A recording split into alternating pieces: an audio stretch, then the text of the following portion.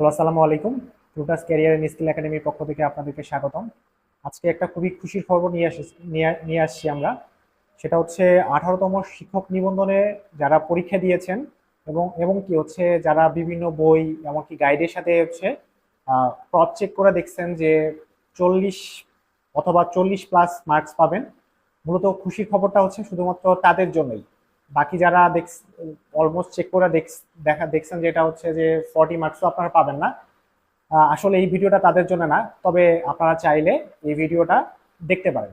আশা করি ভবিষ্যতেও কাজে লাগবে। এই খবরটা বলার আগে আমরা প্রথমে হচ্ছে যেটা জানবো সেটা হলো হচ্ছে এনটিআরসির ফুল প্রসেসটা কি, তারা আসলে কিভাবে শিক্ষা প্রতিষ্ঠানগুলোতে শিক্ষক নিয়োগ দিয়ে থাকে। আচ্ছা, এনটিআরসি প্রথমে যেটা করে একটা হচ্ছে প্রথমে একটা সার্কুলার প্রকাশ করে। এই সার্কুলার অনুযায়ী আপনি আপনার সাবজেক্ট অনুযায়ী অ্যাপ্লাই করেন। দেন তারা একটা প্রিলিমিনারি পরীক্ষা নেয়। এই প্রিলিমিনারি পরীক্ষাতে 40+ মার্কস পাইলেই উত্তীর্ণ হওয়া যায়। তারপরে একটা রিটেন পরীক্ষা হয়, রিটেনের পরে ভাইবা হয়। ভাইবা যখন আপনি উত্তীর্ণ হবেন তখন এনটিআরসি থেকে আপনাকে একটা সার্টিফিকেট প্রদান করে। এই এনটিআরসি সনদের মূলত হচ্ছে মেয়াদ থাকে হচ্ছে 3 বছর। আচ্ছা, এখন আপনি সার্টিফিকেটটা পাইলেন। সার্টিফিকেট পাওয়ার পরই আপনি চাইলে শিক্ষক হইতে পারবেন না। এজন্য যেটা করে এনটিআরসি কিছুদিন পর পর একটা করে গণবিজ্ঞপ্তি প্রকাশিত করে। এখন কিছুদিন আগেই এনটিআরসি পঞ্চম একটা গণবিজ্ঞপ্তি প্রকাশ করছে। তার আগ পর্যন্ত এনটিআরসি 4টা গণবিজ্ঞপ্তি প্রকাশ করেছিল। পঞ্চম গণবিজ্ঞপ্তিতে এনটিআরসিতে শিক্ষক হওয়ার জন্য শুধুমাত্র যারা 16তম এবং 17তম নিবন্ধন পরীক্ষায় উত্তীর্ণ হয়েছেন শুধুমাত্র তারাই অ্যাপ্লাই করতে পারবেন। অন্য কেউ এখানে অ্যাপ্লাই করতে পারবেন না, কারণ 16 এবং 17তম শিক্ষক নিবন্ধনের আগে যারা করেছিলেন তাদের অলমোস্ট সবারই বয়স শেষ অথবা সার্টিফিকেটের মেয়াদ শেষ। এই তথ্যটা এনটিআরসির কাছে আছে, সেই জন্য এনটিআরসি এই সুযোগটা দেয়নি। আচ্ছা, পঞ্চম গণবিজ্ঞপ্তিতে যেটা হয়েছে সেটা হচ্ছে যে এনটিআরসি যে টোটাল স্কুল কলেজ মাদ্রাসা সহ ভোকেশনাল সহ টোটাল যে শূন্য পদের যে সংখ্যাটা দিছে এটা হইল 96,736 জন।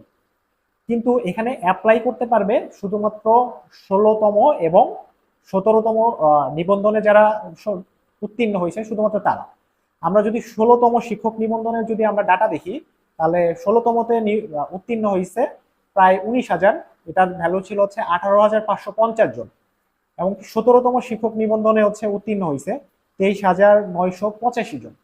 আমরা যদি টোটালটা যদি যোগ করি তাহলে আমরা পাবো হচ্ছে 42,535 জন। কিন্তু পঞ্চম গণবিজ্ঞপ্তিতে আমার পোস্ট আছে হচ্ছে 96,736 জন।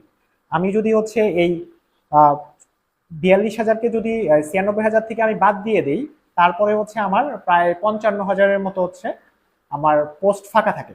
তার মানে আমার হচ্ছে পোস্ট ফাঁকা থাকলো হচ্ছে প্রায় 55,000। এই 55,000 তো ফাঁকা থাকলো। এবার হচ্ছে সুখবরটা হচ্ছে 18তমতে যারা আপনারা উত্তীর্ণ হবেন, আমার অলমোস্ট কিন্তু হচ্ছে 50,000 প্লাস হচ্ছে ফাঁকা কিন্তু আছে। দেন 18তমতে যারা উত্তীর্ণ হবেন তখন 16 এবং 17তমতে যারা হচ্ছে উত্তীর্ণ হয়েছেন, ফাইনালি সনদ পাইছেন, তারা কিন্তু ষষ্ঠ গণবিজ্ঞপ্তিতে অনেকের বয়স শেষ হয়ে যাবে, প্লাস 35+ হয়ে যাবে। আবার অনেকের যেটা হবে যে আপনার সার্টিফিকেটের মেয়াদ 3 বছরের মেয়াদ শেষ হয়ে যাবে।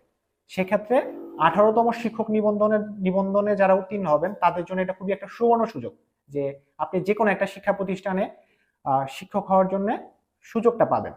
এক্ষেত্রে আপনি যদি 50,000 যদি আমার এখনই যদি ফাঁকা থাকে 50,000 প্লাস, যখন আমার ষষ্ঠ গণবিজ্ঞপ্তিটা প্রকাশিত হবে আমি কথার কথা ধরলাম হচ্ছে 20,000 আমার ফাঁকা থাকবে। তার মানে আমার প্রায় 70,000-এর মতো আপনি শূন্য পদ পাবেন। এখানে হচ্ছে যে আবার অনেকে 18তমতে যে পরিমাণ উত্তীর্ণ হবেন তার চেয়ে এটা অনেক বেশি পোস্ট। এই জন্য 18তমতে আপনারা কেউ যদি উত্তীর্ণ হয়ে যান ইনশাল্লাহ আপনাদের জব মিস হবে না। ইনশাল্লাহ আপনি কোনো না কোনো প্রতিষ্ঠানে, সেটা কলেজ, স্কুল, মাদ্রাসা, সেটা যে কোনো জায়গায় হোক, ইনশাল্লাহ আপনি একটা জব, শিক্ষা প্রতিষ্ঠানে একটা শিক্ষক হিসাবে একটা জব পেয়ে যাবেন। এটাই ছিল আপনাদের জন্য একটা একটা সুখবর।